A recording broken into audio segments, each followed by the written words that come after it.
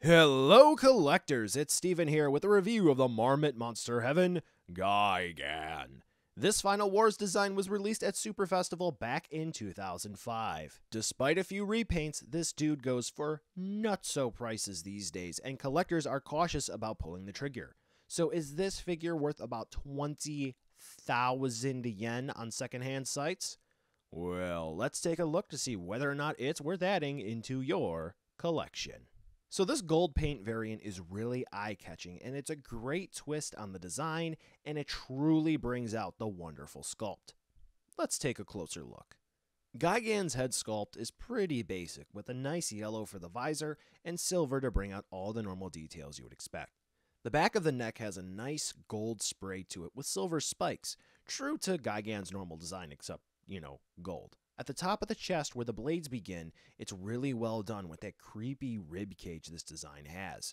Speaking of the blade, on the chest, it's nice and pointy, which we would expect from a Gigan figure. The sides, the hook, whatever you would call them on the hands are a dull silver, which is a bit upsetting. I would have preferred something brighter, but still, it looks pretty good. The legs are nicely colored, and this truly brings out the tubes and the mechanical look of the figure.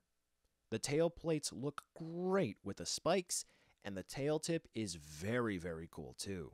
Now the sails on the back. They look fine with a cool spray, but they're sticky for mine, the typical stylized figure stickiness, and unfortunately, warped. Try the blow dryer trick and nada, just made it stickier. Womp womp womp, but overall, it is eye-catching. Surprisingly, the articulation is actually pretty cool. We have a neck swivel, just a bit, shoulder swivels, but be careful moving them as the shoulder spikes might rub up against the thighs. You'll have to move the arms out a little bit in order to get some movement. The sides, the hooks, whatever you would prefer to call them, have swivels at the wrists, so that's neat. We have hip swivels, which is cool, it helps with the balance. The tail, it kinda swivels, but not too much, but the tail tip can do a full spin on a swivel. And now your size comparison. Here are some quick shots for you. He's pretty big, but not too huge. So buy now, skip, or wait for a deal.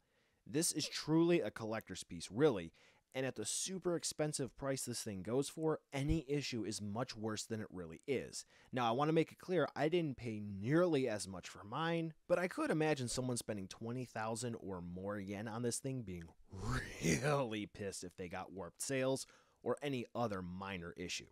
It has a great sculpt and just fine paint apps, but if you can hunt down a deal for this guy, you'll be much better off. Does have my seal of approval, but really try not to overspend on this, at least as much as you can, if you really want it. Well, that's it for this video. Thanks for watching, and be sure to like, subscribe, and drop a comment down below to share your thoughts. If you're interested in picking this figure up, or others like it, check the description for some cool links to take you where you need to go. Why don't you watch some more videos? Click the annotations on the screen now for more great content. Thanks again, and I'll catch you in the next video.